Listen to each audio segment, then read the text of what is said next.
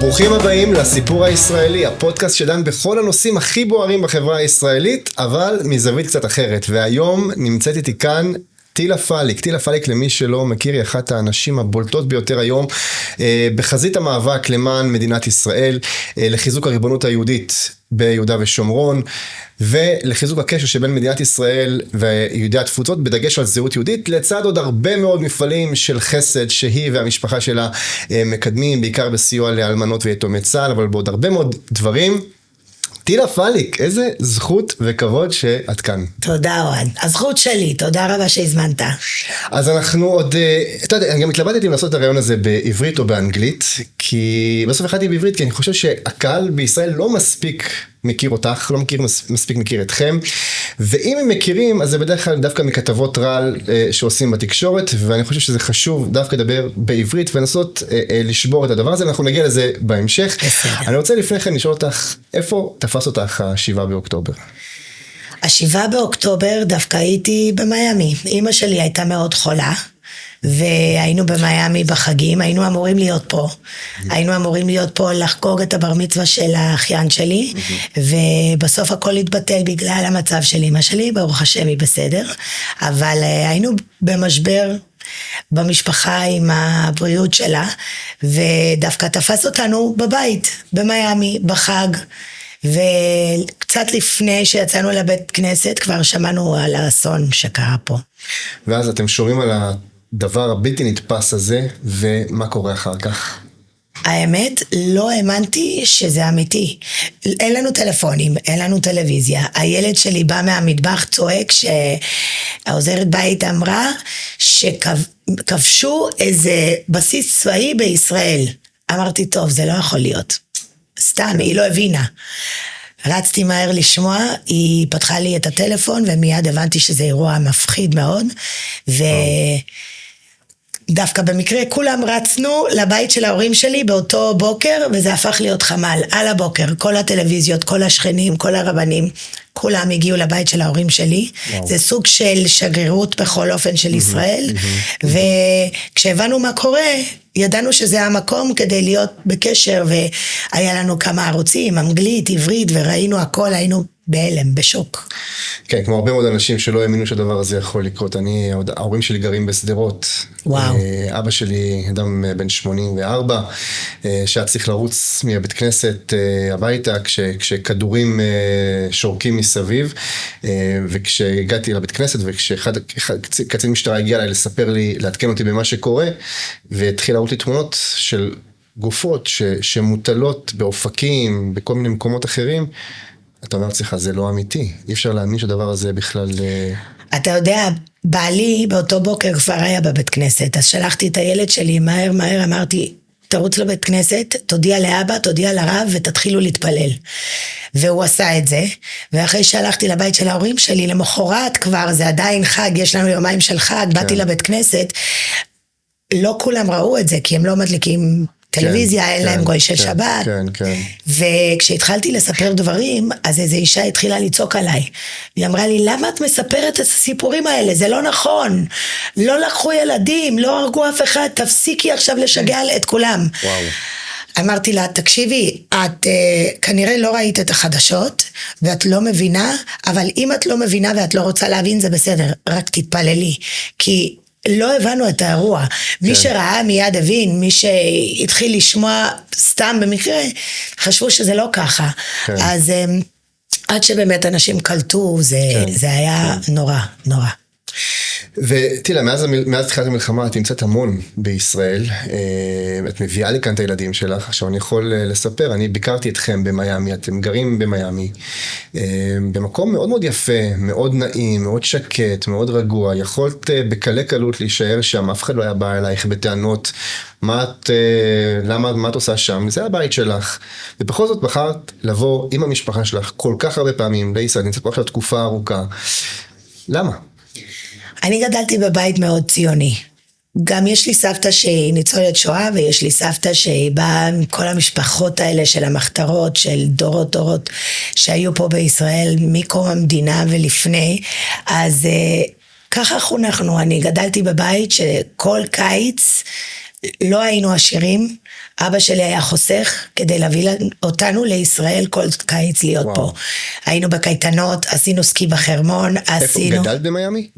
נולדתי וגדלתי במיימי, העברית שלי זה דור שלישי, דיברנו וסבתא שלי ואבא שלי מאוד הקפידו לדבר עברית בבית, כדי שיהיה לנו את הקשר והחיבור הזה עם המדינה, עם האנשים, ומבחינת קשר... אבל הם לא ישראלים, סבתא שלי ישראלית, מטבריה, דור שמיני. וואו. כן. מאיפה הם במקור? נראה לי שלפני זה הם באו מספרד. כאילו ספרדית האור כזה, כמו שאומרים. וסבתא שלי גדלה בטבריה, הרבה דורות הם היו שם, היה להם מלון.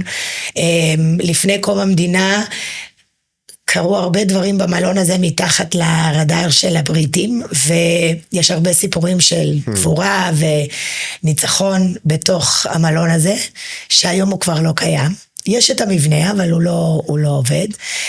אבל גדלנו בבית מאוד ציוני. והקפידו לדבר איתכם עברית. גם עברית, גם לבוא לפה, גם להיות תמיד חלק מכל מה שקורה פה.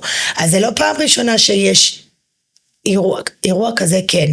אבל נגיד כל המלחמות, או אפילו כשהיו פה שיבות של חיילים, והיינו נוחתים פה לחגים, או באים לפה בחופש הגדול, אם היה שבעה של חייל, או היה שבעה של אנשים שהיו בפיגועים, תמיד היינו באים לשם, ובהתחלה היו מסתכלים עלינו, כאילו, למה אתם פה, מי אתם, כאילו, מה הקשר? ככה גדלנו על הקו, מאוד מקושרים עם ישראל, והקשר הוא עמוק, ואני תמיד אומרת, I bleed blue and white, הדם שלי כחול לבן, וכל דבר שאני עושה, מהרגע שאני פותחת את העיניים, עד שאני הולכת לישון, כל דבר שאני עושה, זה בקשר לישראל. בדיוק, וכשאנשים מסתכלים עליכם דווקא במיימי, הם לא קצת מרימים גבה ושואלים, מה נסגר איתם, מה האובססיה הזאת לישראל? נראה לי שפעם, כן, פעם היינו קצת לבד בדבר הזה, במיוחד בנגיד יום העצמאות, רצינו לחגוג, רצינו לעשות תפילה, אנשים לא כל כך הבינו. אני אגיד שאחרי השביעי, כולם בקטע, לגמרי. אנשים הבינו, אבל ידעו לאן לבוא, היינו הכתובת תמיד לכל דבר שהיה קשור לישראל, היינו הכתובת לציונות, ואחרי השביעי לאוקטובר, הרבה אנשים התגייסו לכל העשייה, והיה קל מאוד לעבוד, כי פתאום אנשים הבינו שהם צריכים גם להיות מגויסים, ועבדנו ביחד עם הרבה אנשים שרק רצו לעזור. אז אנחנו עכשיו, היום אני יכולה להגיד שאנחנו לא לבד. שזה אגב מאוד מעניין, אני יודע שאת מדברת על זה, שמעתי אותך כבר כמה פעמים אומרת, שאת ראית את ההתעוררות בקרב הרבה מאוד יהודים בחוץ לארץ, בארצות הברית בעיקר, שאחרי השבעה באוקטובר, הם התעוררו, הבינו משהו כאן קרה שזעזע את אמות הסיפים. את עדיין מרגישה שזאת המציאות? זאת אומרת, אני קצת בתחושה שככל שאנחנו מתרחקים מהאירוע, האפקט שלו הולך וקצת נעלם. מה שקרה, שזה כן העיר הרבה אנשים, אבל זה גם העיר את האנטישמיות. נכון. אז אנשים אולי אפילו אם הם קצת שוכחים מה היה פה, מה קרה באותו יום, הם הבינו שהם חייבים להיות בקשר טוב עם ישראל, עם הישראלים, עם היהודים, כי הבנו שיש אירוע שהוא הרבה יותר גדול מרק היהודים. יש אירוע עולמי שאנשים התגייסו גם לטוב וגם לרע.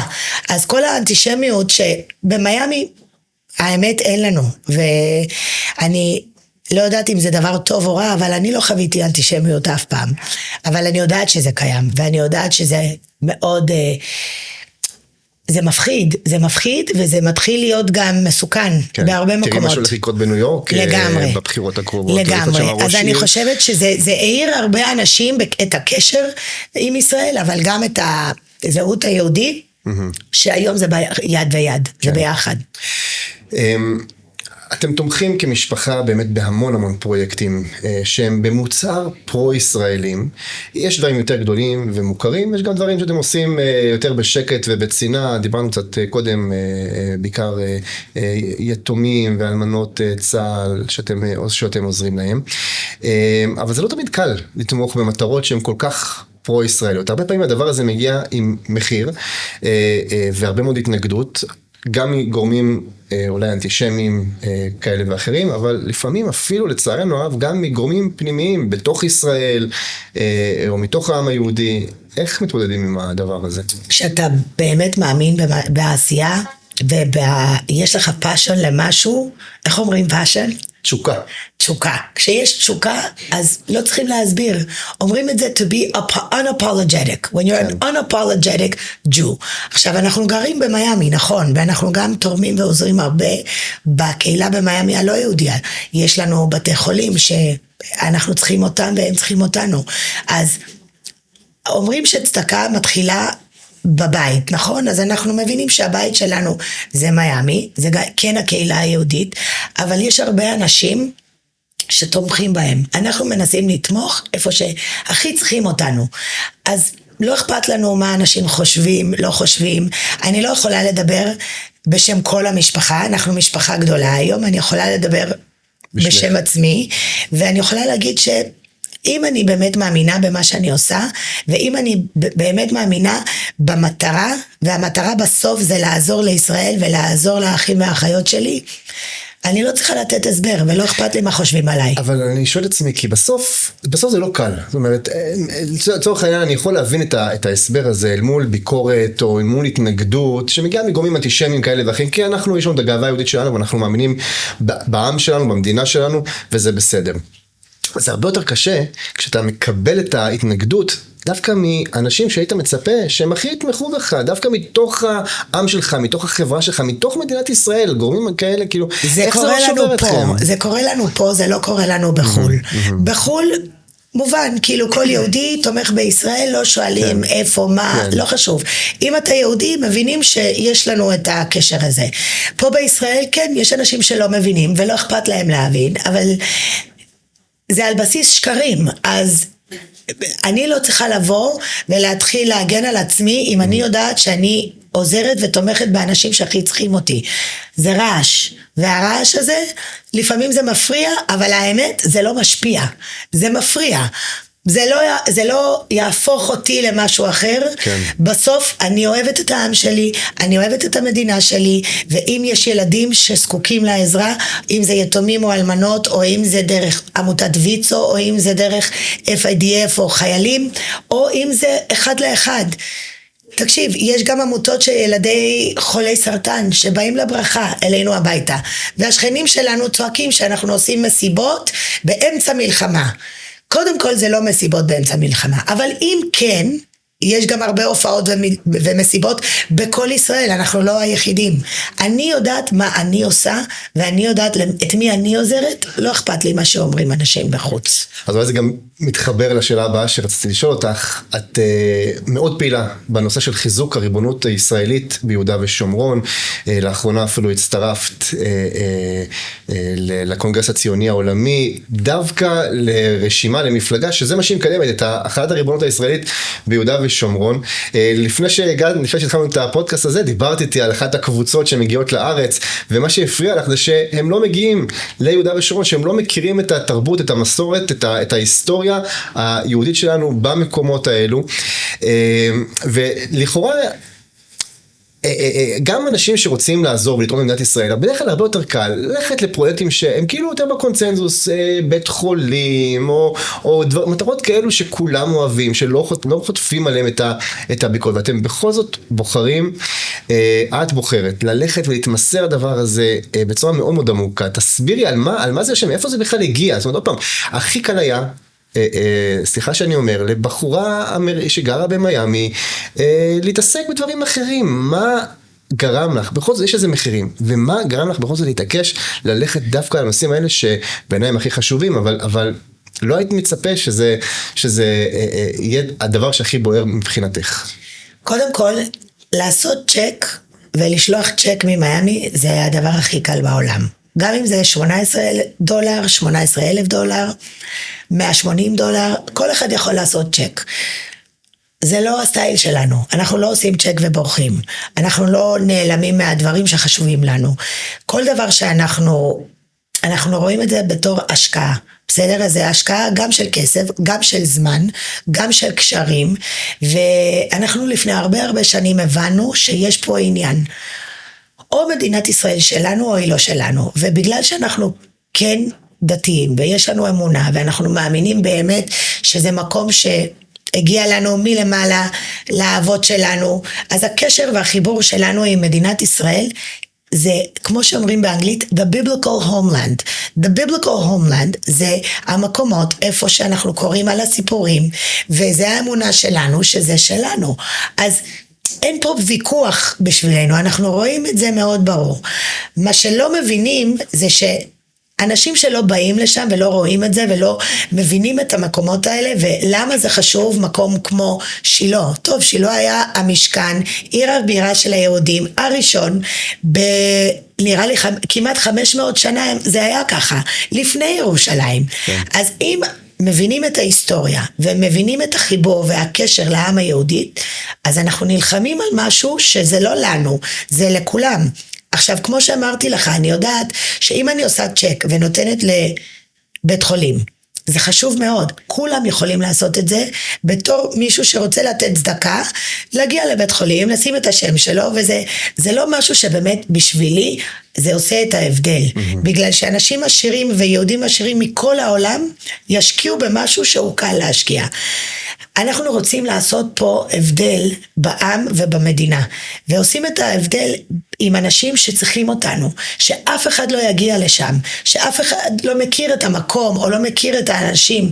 אז אנחנו כבר 25 שנה אחורה הבנו את האירוע, הבנו שיש עניין, וזה דווקא התחיל עם קמפיין של העם עם הגולן. אבא שלי רצה מדבקות של העם עם הגולן, אז הוא הגיע למשרד של ראש מועצת יש"ע, שבזמנו קראו לו יחיאל לייטר. היום זה אמבסדור יחיאל לייטר. לא רק ראש מועצה. שגריר ישראל בוושינגטון. נכון. ואבא שלי בא לשם, לקח כמה מדבקות, ואז הוא הבין שעושים פה קמפיין על הגולן, שכל העם מגויס לדבר הזה. התחילו לו גם קמפיינים של תיירות, בנו שם צימרים, בנו שם כל מיני דברים כיפים לעשות ו-experiences של אנשים שכאילו גם בתל אביב אמרו לא, אנחנו בחיים לא נבטל על הגולן, איך אפשר לצאת משם? היה את הרעיון הזה עם יחיאל לייטר להשקיע במקום להביא תיירים. אז השקענו אז במקום בתל שילה, ובנינו מרכז מבקרים יחד עם המועצה. והרעיון זה להביא אנשים לשם, ואתה יודע, פעם היו מגיעים אולי 10,000 תיירים לשנה, כן. והיום זה אבן שואבת, כן, זה מאות אלפים. מדהים, זה מקום מדהים. ואז התברר שגם אוונגליסטים כן. מאוד הבינו את הקטע הזה. אז זה עשה את החיבור. זה שאנחנו מאמינים במקום ועל ההיסטוריה ועל התנ"ך שיש לנו, והחיבור של היהודים ליהודה ושומרון. ואז פתאום יש לנו חברים שגם מאמינים, שגם מבינים וגם רוצים לבוא.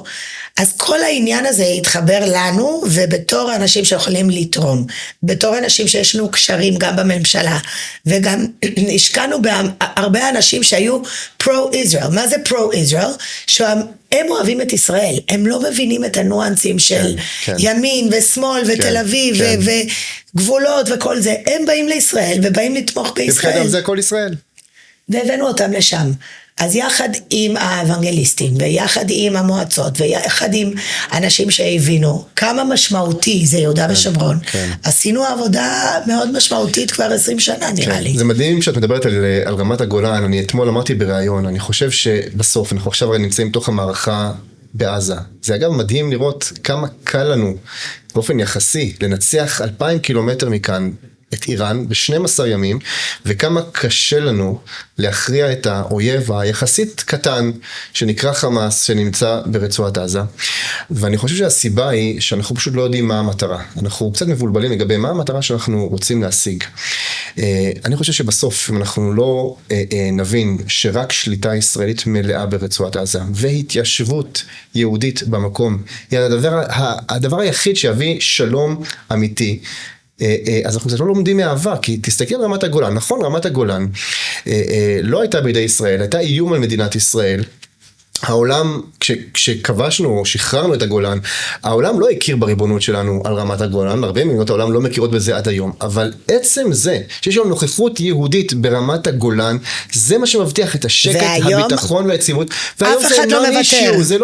אף אחד לא מוותר, ואף אחד בעולם לא רואה בזה בכלל בעיה, זאת אומרת, כשאנחנו מבינים שזאת הארץ שלנו, וזאת המדינה שלנו, וזאת האדמה שלנו, אז בסופו של דבר, העולם מקבל את הדבר הזה. רק אנחנו קצת חסרי ביטחון באותה שאלה לגבי יהודה ושומרון ולגבי עזה, והגיע הזמן, אני חושב שגם בישראל, שהציבור יבין שזאת בסופו של דבר האמת הפשוטה. רק אחת ריבונות ישראלית ביהודה, בשומרון ובעזה, בסופו של דבר גם תביא יציבות, ביטחון ורווחה כלכלית ושלום אמיתי גם עם השכנים שלנו.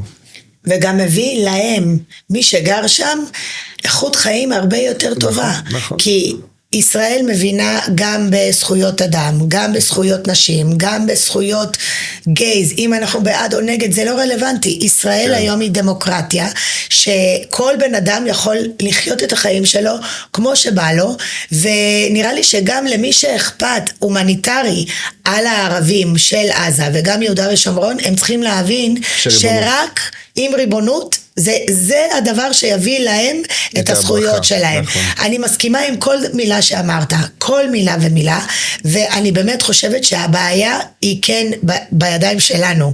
אומרים באנגלית שצריכים unified message, צריכים באמת להסכים על מסר אחד, שזה המסר שלנו שאנחנו נביא לעולם.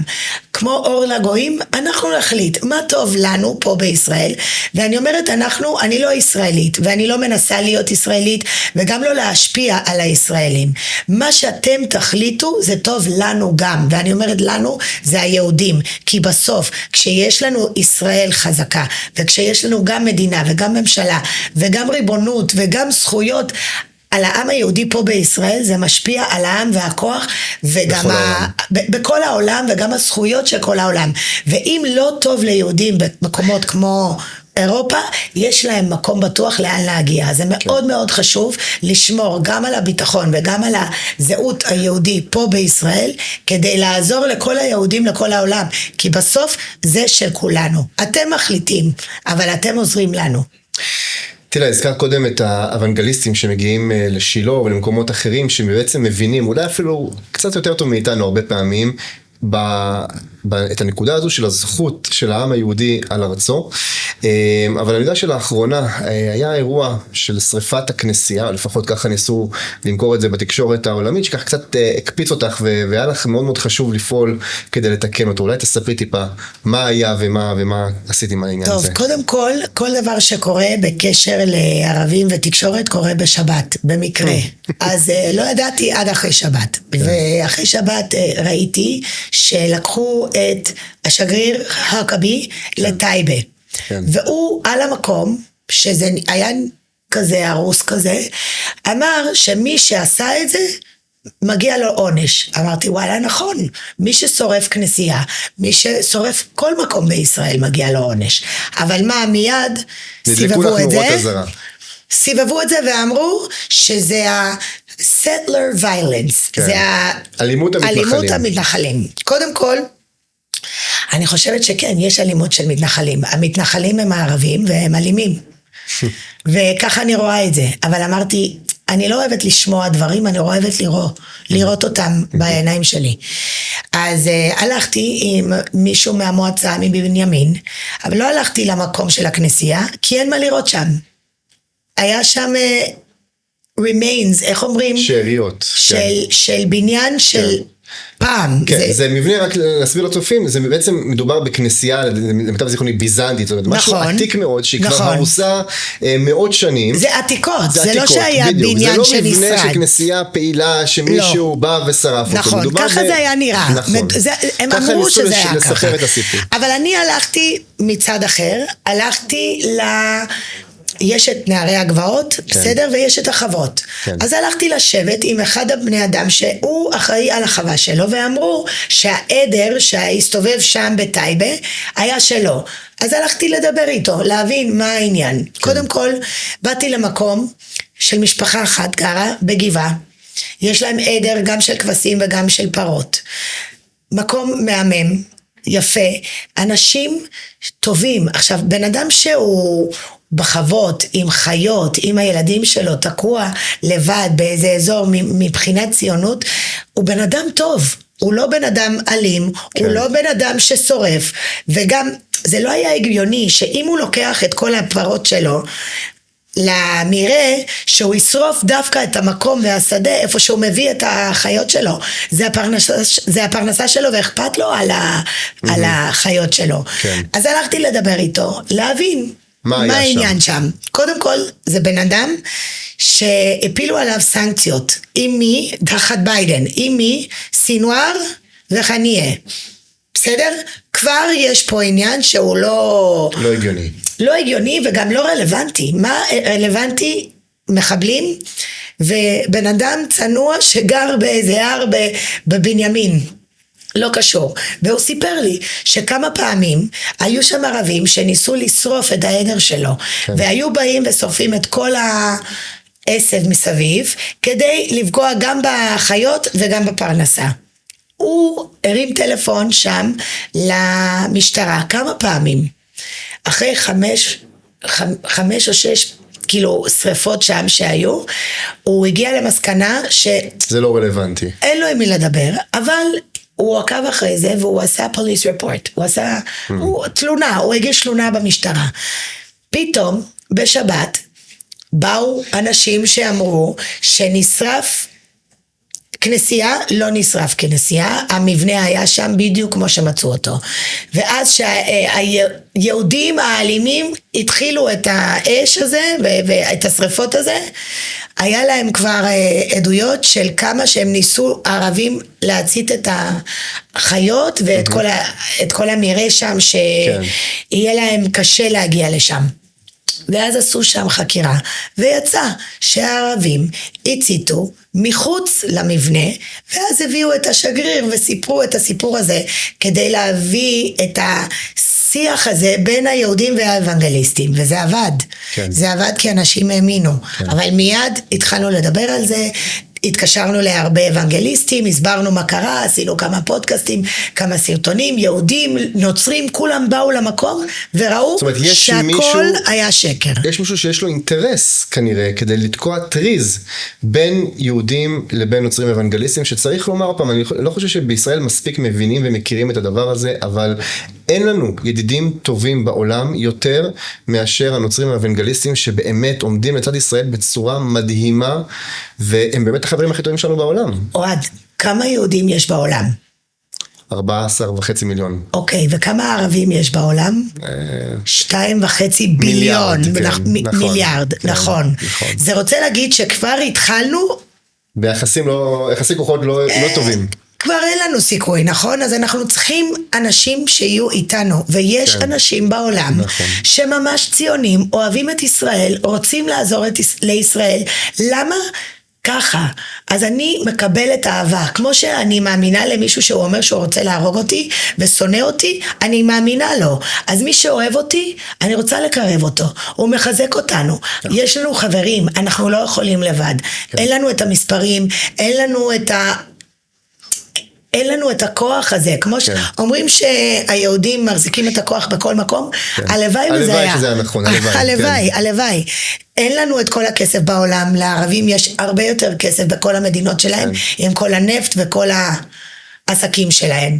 אין לנו את המספרים גם במצביעים בעולם, כי אם יש ערבים בעולם שמצביעים לא במדינות של הערבים, אבל שמצביעים גם אירופה, ארצות הברית, איפה שיש זכות להם, כי גם זה לא שמים לב. הערבים היחידים שיש להם זכות הצבעה זה פה בישראל. אין את זה במזרח התיכון. יש להם בארצות הברית, יש להם באירופה, וזה משפיע. זה משפיע על הקשרים שיש ליהודים וגם לישראל בעולם. אנחנו לא לבד. ובגלל שאנחנו לא לבד, יש לנו חברים, צריכים לקרב אותם, לחזק אותם, ולהביא אותם לפה כמה שיותר מהר, וכמה שיותר קרוב אלינו, כי אנחנו כן יכולים לעבוד ביחד. והערבים ואלה ששונאי ישראל הבינו את זה. הם הבינו את זה, והם מנסים להביא לפה שיח ולהפריד בינינו. בינינו. דיברת על חברים שיש לנו בעולם, אז אני חושב שאפשר לומר שאין חבר גדול יותר למדינת ישראל היום, יותר מאשר הנשיא טראמפ, שברוך השם חזר לבית הלבן. אולי תספרי קצת על המחויבות, אני מניח שאת מכירה את הנשיא טראמפ די מקרוב. מה את יכולה לספר על המחויבות שלו כלפי מדינת ישראל? מאיפה היא מגיעה? כי בתקשורת הישראלית מנסים הרבה פעמים לצייר את טראמפ כאיזשהו מישהו ציני שלא באמת מעניין אותו מדינת ישראל. מה את עונה לאנשים האלו, טענות עליו? קודם כל, אני לא בראש שלו, אני לא בלב שלו. מה, אם זה אמיתי, לא אמיתי, מה אכפת לי, הכוונות? הוא מתנהג, הוא מתנהל, והוא עוזר לישראל הכי הרבה שראיתי בעולם, בהיסטוריה.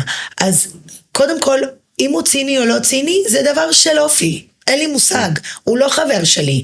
הוא המנהיג הכי גדול בכל העולם, אני כל כך מכבדת אותו, ואני כל כך מודה לו על זה שהוא איתנו. גם הוא מגן על היהודים בארצות הברית, הוא נלחם נגד האנטישמיות, שכבר בצורה חסרת תקדים, שם אני יכולה להגיד, אין דברים כאלה, וגם באוניברסיטה, בממשלה, בוושינגטון, בכל מקום. הוא באמת הולך על זה עד הסוף, בצורה שאני לא חושב שאי פעם היה מנהיג שהתנהל בצורה הזו. אז בסוף, מה רואים? איך הבן אדם מתנהל, מה הוא עושה? לא, נכון, בעשייה, מה הוא עושה, מה ההחלטות שלו.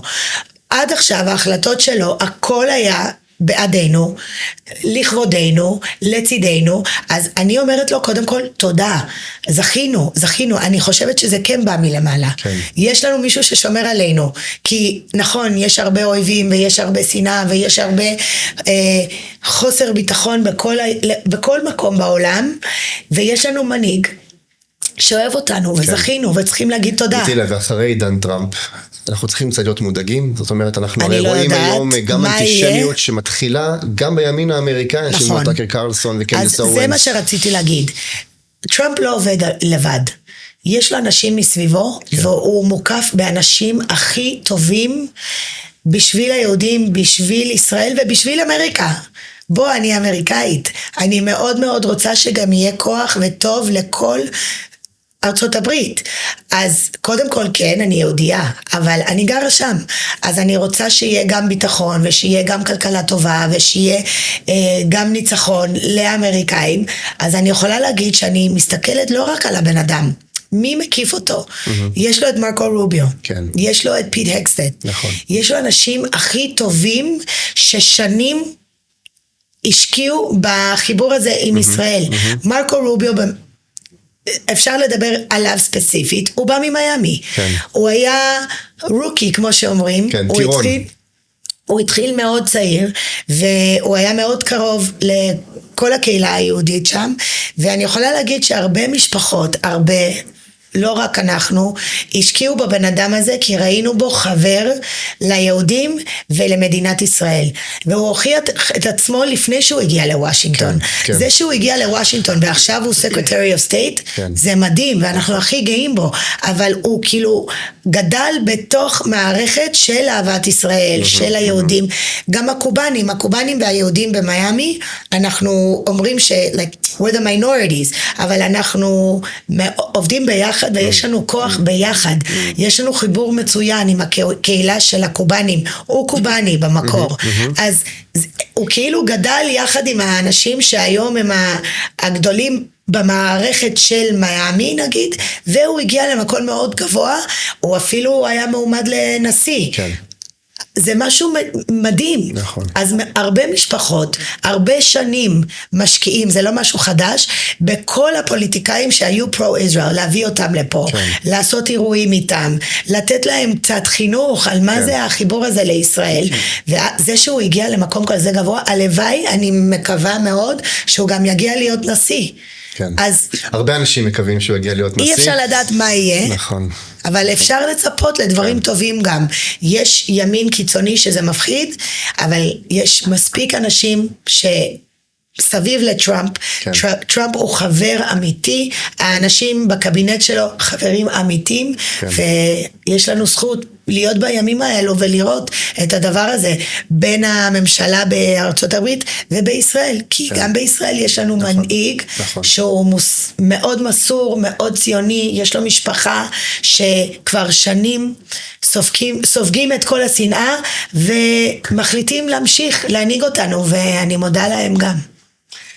אז הרמת לי להנחתה, כי באמת רציתי, השאלה הבאה שרציתי לשאול, היא באמת, אי אפשר לא לדבר על משפחת נתניהו, שאתם מאוד מאוד קרובים אליהם, והם סופגים הרבה מאוד שנאה ואש. אגב, אני קראתי מאמר של הרב חיים נבון, שבו הוא מסביר שהשנאה כל כך יוקדת שיש כלפי משפחת נתניהו, שהיא, אני חושב בכל פרמטר, אפשר לתמוך בו, אפשר לא לתמוך בו, אבל היא בוודאי לא הגיונית, ולא מוצדקת, והיא נובעת מזה שבשמאל קצת כועסים עליו שהוא לא משלהם, כי הוא כאילו גדל, הוא בוגר אוניברסיטה יוקרתית, MIT, והוא מדבר אנגלית מצוחצחת, הוא יודע להתרועע עם שועי עולם, ולכאורה הוא היה אמור להיות מהמחנה שלהם, וזה שהוא בחר.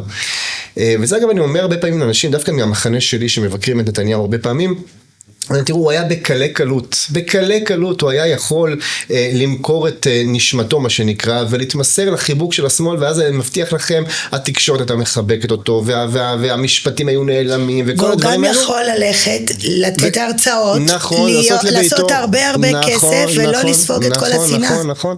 והוא בכל זאת בוחר להישאר בתוך הנקודות הקשות האלו, ולעשות את מה שנכון, וזה לא דבר שאפשר לזלזל בו, אבל מעניין אותי לשמוע דווקא כמי שמכירה את המשפחה מאוד מאוד מקרוב, איך המפגש הבין אישי, איך בסופו של דבר הם כבני אדם, כאנשים שחיים את חיי היום יום שלהם? הם האנשים הכי חמים, הכי טובים, מצחיקים, נחמדים, וכואב לי מאוד בתור מישהי שמאוד אוהבת אותם באופן אישי, על כל השנאה וכל הכאב שמנסים לגרום להם, אבל הם חזקים מאוד, ויש להם משימה אחת, וזה מדינת ישראל, לעזור לעם ישראל. אם מבינים מאיפה הם באים, גם הראש ממשלה וגם רעייתו, גברת שרה נתניהו, הם באים ממשפחות הכי ציוניות בעולם, בהיסטוריה. כן. אנחנו קוראים גם על שתי האבות, והם אנשים שמסרו את נפשם אז, להקמת המדינה. אז אם מבינים מאיפה הם באים, אפשר להבין את המסירות נפש. עכשיו, בסוף בן אדם זה בן אדם, וזה כואב. וזה כואב לי בתור מישהי שאוהבת אותם, כמה אנשים מנסים לפגוע בהם, אישית, פיזית וגם נפשית. ואני יכולה להגיד לך שהשנאה היא לא הגיונית, זה מישהו, בן אדם שנתן את כל החיים שלו למען המדינה, וזה ששונאים את הבן אדם, אפשר לא להסכים. כן. אפשר להגיד שאנחנו לא בעד, לא אני, אנשים, לא בעד איך הוא עושה את הדברים, או איך הם מתנהלים בפוליטיקה, אפילו במלחמה, אבל להגיד משהו על הבן אדם האישי, זה לא הגיוני, אבל אנחנו רואים את זה גם עם טראמפ, דרך אגב, זה בדיוק אותו דבר. עכשיו, ההבדל זה, פה זה 20 שנה, שעושים להם עוול גם בתקשורת, גם במחנה השמאל, גם הימין הקיצוני. בסדר? אפשר לדבר פה פתוח, רואים את זה אצל טראמפ, יש את הקיצון הימני, את הקיצון השמאל, ויש את כל התופעה הזאת של התקשורת. בסוף זה רעש, כי אם נתניהו ואם טראמפ דרך אגב, ילכו עוד פעם לבחירות, שתיהם מנצחים, כי בסוף העבודה שהם עושים זה העבודה של מסירות נפש, למען המדינה, למען העם שלהם, והשנאה הזאת היא לא הגיונית, ואני חושבת שזה בא ממקום לא מצליחים להפיל אותם.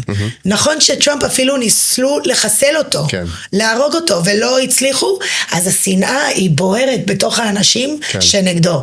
פה בישראל, אנחנו יודעים שלא מפרגנים תמיד לאנשים טובים, אנחנו ראינו את זה הרבה, בסוף אומרים מה, הוא היה שם יותר...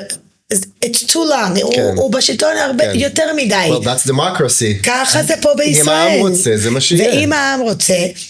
אני אומרת תודה רבה על זה שמשפחת נתניהו, כי זה המשפחה, זה הראש ממשלה, גברת נתניהו והילדים שלהם שסופגים את השנאה כל הזמן, לא מגיע להם בסוף, הם אנשים שבחרו לא הילדים גם, כאילו ההורים בחרו את החיים למען העם שלנו, ואני בתור יהודייה שגרה בארצות הברית אומרת להם כל יום תודה. תודה שאתם מוכנים להמשיך לנהל ולהנהיג את המדינה שלנו למען כל היהודים בעולם. אז דיברת על המשפחה, ואני חושב שיש לך קשר מאוד מאוד קרוב וטוב עם יאיר. כן. אם אני לא טועה, ציפור קטנה חשאי שאפילו נולדתם באותו תאריך או באותו חודש או משהו כזה. באותו חודש, הוא 10 שנים יותר קטן ממני. אוקיי. אבל כן. אז מאיפה נוצר הקשר האישי הכל כך קרוב הזה בעצם? האמת, המשפחות שלנו כבר 30 שנה אנחנו חברים, הראש ממשלה. מאיפה זה התחיל? אמא שלי הכירה את הראש ממשלה כשהוא היה באום. היא הייתה... כשהוא השגריר. כן, היא הייתה מתנדבת בויצו, היא באה עם קבוצה לאום, הם באו להכיר אותו, לפגוש אותו, ואז אמא שלי אמרה, אח של יוני, זכרונו לברכה, הולך להיות ראש הממשלה. היא אמרה לאבא שלי. וכל פעם שהוא היה מגיע, זה היה לפני שהוא היה עם גברת נתניהו, הוא היה מגיע לארצות הברית, הוא היה מגיע הרבה לבד, לאירועים וכאלה, תמיד היינו באים לשמוע אותו, באים להצטלם איתו, ללחוץ לו את היד, כי מאוד האמנו במנהיגות שלו, בתפיסת עולם שלו, ואני הייתי ילדה קטנה, אבל תמיד שמעתי את השם הזה. גם אצלנו כל הסיפור הזה של אנטבה, הייתי הולכת לישון עם הסיפורים האלה שאבא שלי היה מספר לי, של גבורת אנטבה, גבורת יוני נתניהו, זיכרונו לברכה. אז שנים אנחנו היינו באים בתור מנהיגות יהודייה שהיינו שם בישראל, היינו מגיעים. יצא לנו הרבה מאוד להיות איתם במקומות רשמיים נגיד, ונוצר קשר מיוחד, גם בין ההורים, גם בין הילדים, וגם חגגנו הרבה ימי מולדת, חתונות, בריתות, שמחות ביחד. אנחנו מאוד מאוד אוהבים אותם והם אותנו, אנחנו גם מסכימים איתם, ואנחנו בעדם, ואנחנו מאוד מקווים שהם ימשיכו להיות חזקים והכי אוהבים, הם אנשים באמת נפלאים, ושרה נתניהו היא אישה מדהימה, חכמה, עובדת מאוד קשה בתור פסיכולוגית עם ילדים, אז יש לנו את אותם הערכים, אנחנו נלחמים על אותם הדברים, ועובדים בעשייה לאותם הדברים, אז יש לנו חיבור מאוד מיוחד. יאיר במיוחד, הוא עכשיו גר במיימי, הוא עובד קשה מאוד גם למען ציונות והמדינה, ואנחנו עושים הרבה פרויקטים ביחד, ופשוט הוא בחור מתוק, חכם, טוב שונה לגמרי, את אומרת, מכל מה שמנסים לצייר כאן בתקשורת. הכל זה שקר, הכל. לפעמים אני רוצה לצעוק ולהגיד, בואו אליי, בואו לאכול איתו, בואו תראו את המציאות בעיניים. בואו להכיר אותו, ואני עושה את זה הרבה. אנשים שאומרים לי, מה, את באמת חברה של יאיר נתניהו, או של הגברת נתניהו? כן, והם אנשים הכי טובים בעולם, והזכות שלי להיות חברה שלהם, והלוואי שכולם היו יכולים לראות את הצד הזה. מדהים. אנחנו לקראת סיום, אני רוצה, השלב הבא זה שאלות מהירות, שאת עונה את הדבר הראשון שעונה לך בראש. נראה לי זה לא יהיה לך מסובך. לא נראה לי שזה קשה לי. אוקיי, מה הדבר הכי ישראלי שאת אוהבת? המוזיקה. מוזיקה. יפה, איזה זמר אגב? הכל, לא, כולם. לא, יש לי זמר, שניים שככה ממש את אוהבת. לאחרונה זמר שאני הכי אהבתי בעולם, בא אליי לצעוק עליי על זה שאני חברה של שרה נתניהו. אתה מבין איזה דפוק זה?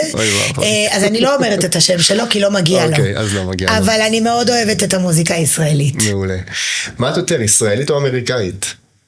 אני יהודייה, וכל דבר שמזהה אותי בתור יהודייה, לפעמים זה שם ולפעמים זה פה. אוקיי, אז קפה עם שרה או גלידה עם מלניה? קפה עם שרה, כל יום.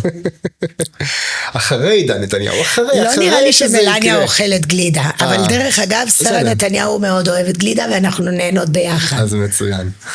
אחרי עידן נתניהו, אחרי. מי את חושבת שאת מזהה היום שיכול להיות המנהיג הבא של מדינת ישראל? אני לא פה מספיק כדי לזהות בן אדם אחד, אבל אני חושבת שאחרי 7 לאוקטובר ואחרי המלחמה, יש הרבה סיפורי גבורה, יש הרבה אנשים חדשים, ואני מאוד מאוד גם סקרנית וגם רוצה לשמוע מהרבה אנשים לראות לאן אנחנו נגיע, כי הוא המנהיג שלנו, שלא היה ולא יהיה, אז אני מאוד מקווה שמישהו יצליח להגיע אפילו קצת לאיפה שהוא הגיע. השאלה האחרונה, מה תהיי כשתהיי גדולה? וואו, זו שאלה טובה. אני כבר אימא, אז אני בטוח אהיה סבתא בעזרת השם, יש לי 6 ילדים.